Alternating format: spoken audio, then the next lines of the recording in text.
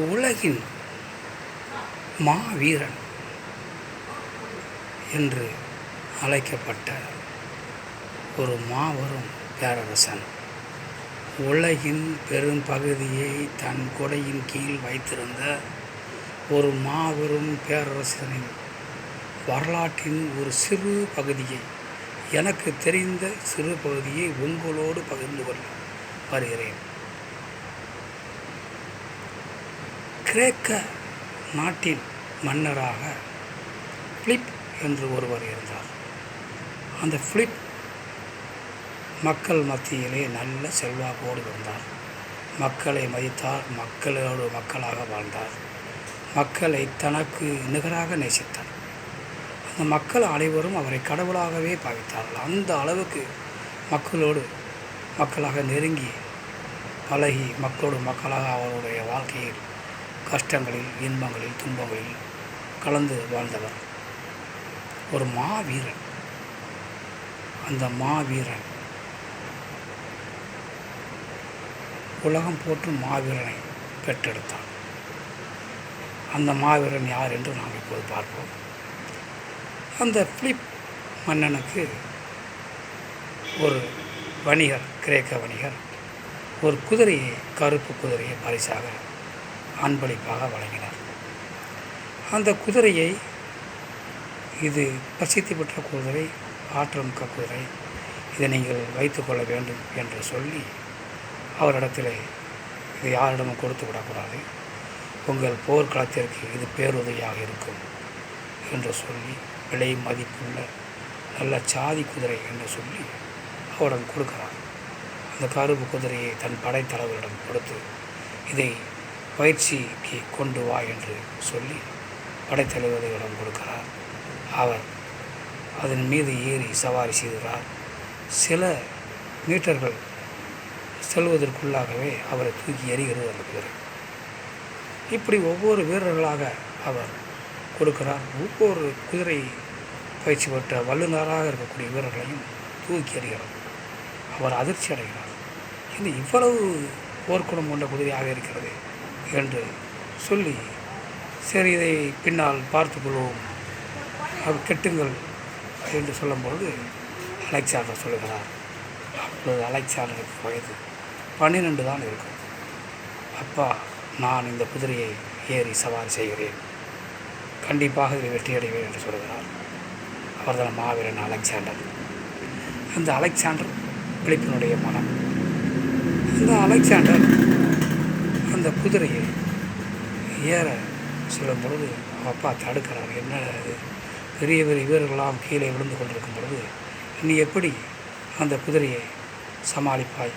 சின்ன பையன், உனக்கு என்ன தெரியும், பொறுமையாக இரு என்று சொல்லும் பொழுது அந்த தளபதிகள் சொல்கிறார்கள், இல்லை, வீரனுக்கு பிறந்த அந்த குழந்தை வீரனாகத்தான் இருக்கும், அதனால் ஒரு வாய்ப்பு கொடுங்கள், ஏன் அவரது வீரத்தை நீங்கள் குறைத்து இட விடுகிறீர்கள் என்று சொல்லும்பொழுது எல்லாரும் சொன்ன அந்த பெருமைக்குரிய வார்த்தையை ஏற்று அலெக்சாண்டரிடம் அந்த குதிரையை கொடுத்து, சரி ஓட்டிப்பார் என்று சொல்லும் பொழுது அலெக்சாண்டர் அவர்கள் ஒரு சைடில் கருப்பு துணியை அந்த குதிரைக்கு ஒன் சைடு கண்ணிலே, இடதுபுற கண் என்று வைத்துக் கொள்கிறேன், அதை கட்டி கொண்டு அவர் சவாரி செய்கிறார். அபரிமிதமாக சவாரி செய்கிறார். அதை கண்டது கிரேக்க தேசமே மகிழ்ச்சியிலே பூரிப்படைகிறது.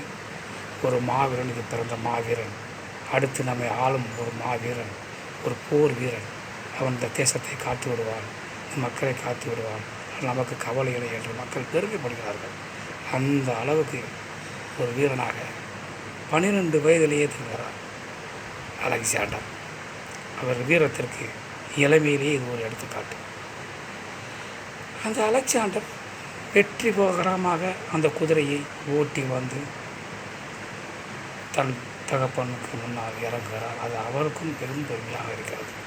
பரவாயில்லை, ஒரு மாவீரனை இந்த கிழக்கு தேசத்திற்கு அடுத்து நாம் பெற்றுக் கொடுத்து விட்டோம், இனி நமக்கு கவலை இல்லை என்று சந்தோஷத்தில் மூழ்குகிறார். அப்படி ஒரு சூழ்நிலையிலே அந்த மாவீரனை, அந்த பிலிப்பை அருகில் இருக்கக்கூடிய பாரசீக நாட்டினுடைய மக்களே பாராட்டுகிறார்கள். ஒரு கிரேக்க மன்னன் நல்லவன், மக்களோட மக்களாக இருக்கிறான், மக்களை மதிக்கிறான், மக்களுடைய துன்பங்களுக்கு தோள் கொடுக்கிறான் என்று பாரசீக நாட்டினுடைய மக்கள் பாராட்டுகிறார்கள், பெருமைப்படுகிறார். இதை பாரசீக மன்னர்களால் பொறுத்து கொள்ள முடியவில்லை.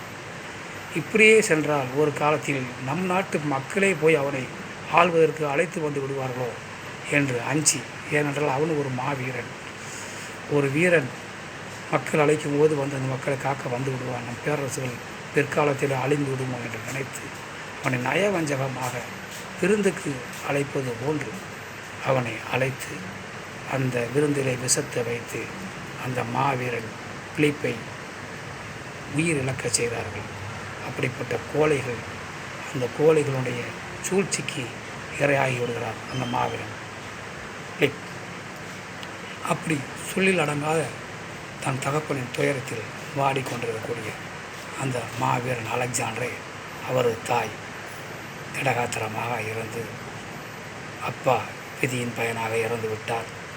இருந்தாலும் அதையே நினைத்து கொண்டிருக்கக்கூடாது.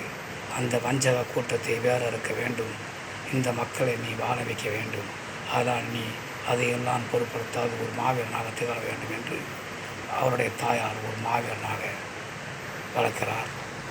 அரிஸ்டாட்டிலிடம் அறிவுகளை கற்றுக்கொள்ள அனுப்புகிறார். அரிஸ்டாட்டிலை குருவாக கொண்டு அறிவுகளை கற்றுக்கொள்கிறார். பெரும் மாவீரரிடம் போர் பயிற்சி எடுக்கிறார். இப்படி 8 ஆண்டுகள் போர் பயிற்சி எடுத்து அந்த மாவீரன் அலெக்சாண்டர் 20 வயதிலே தனது கிரேக்க தேசத்தின் மன்னராக பதவியேற்கிறார். அந்த மாவீரன் முதலாக போர் தொடுப்பது தன் தகப்பனை சூழ்ச்சியால் கொன்ற அந்த வஞ்சக கூட்டமான பாரசீக நாட்டின் மீது படையெடுக்கிறார். அந்த வஞ்சக கூட்டத்தை